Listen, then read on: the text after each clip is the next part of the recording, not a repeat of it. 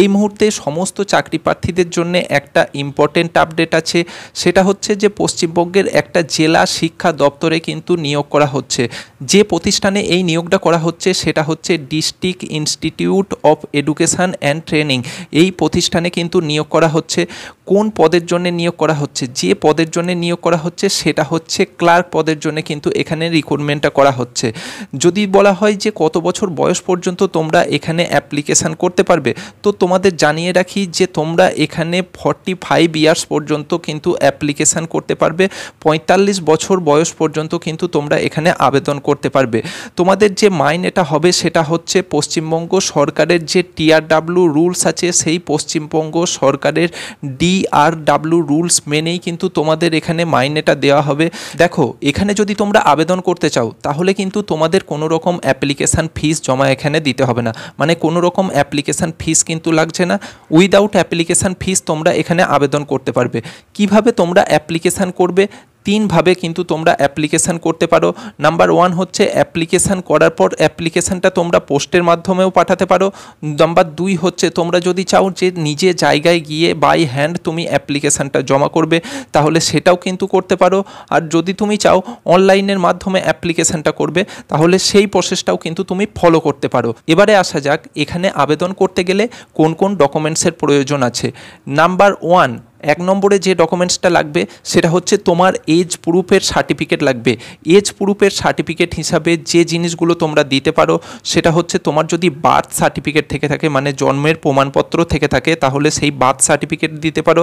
অথবা নাম্বার 2 যেটা তোমরা দিতে পারো সেটা হচ্ছে মাধ্যমিকের অ্যাডমিট কার্ডের জেরক্স কপি কিন্তু তোমরা দিতে পারো।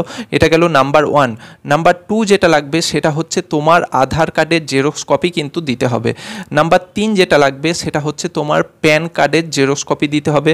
আর 4 নম্বর যেটা লাগবে সেটা হচ্ছে তোমার এডুকেশান কোয়ালিফিকেশানের সমস্ত মার্কশিট এবং সমস্ত সার্টিফিকেটের জেরক্স কপি লাগবে। এতদিন পর্যন্ত তুমি যতগুলো কোয়ালিফিকেশান অর্জন করেছো, মাধ্যমিকের ক্ষেত্রে, উচ্চ মাধ্যমিকের ক্ষেত্রে এবং তারপর গ্র্যাজুয়েশনের ক্ষেত্রে। এবং সবশেষে যে ডকুমেন্টসটা লাগবে সেটা হচ্ছে তোমাদের যদি কম্পিউটারের কোনো নলেজ থেকে থাকে বা কম্পিউটারের ওপরে যদি তোমরা কোনো কোর্স করে থাকো তাহলে সেক্ষেত্রে সেই কোর্সের জেরক্স কপি কিন্তু অবশ্যই লাগবে। আদারওয়াইজ কিন্তু কোনো রকম ডকুমেন্টস লাগছে না, কেবলমাত্র এই ডকুমেন্টসগুলোর প্রত্যেকটা জেরক্স কপি এবং সেগুলো কিন্তু সেলফ অ্যাটেস্টেড হতে হবে।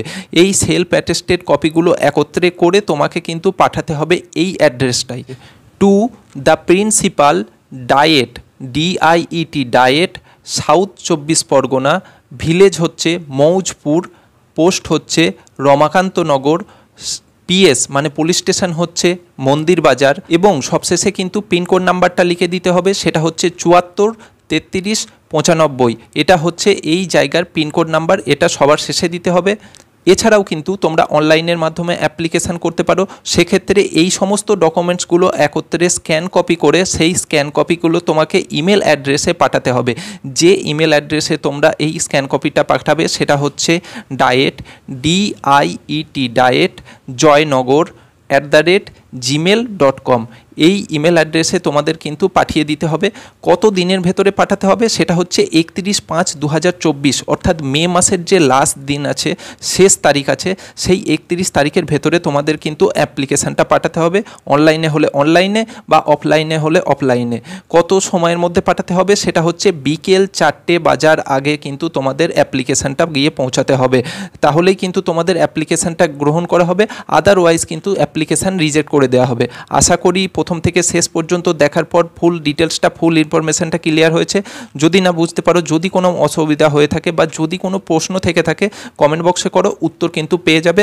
আমাদের সাথে জুড়ে থাকার জন্য চ্যানেলকে কিন্তু সাবস্ক্রাইব করে রাখবে।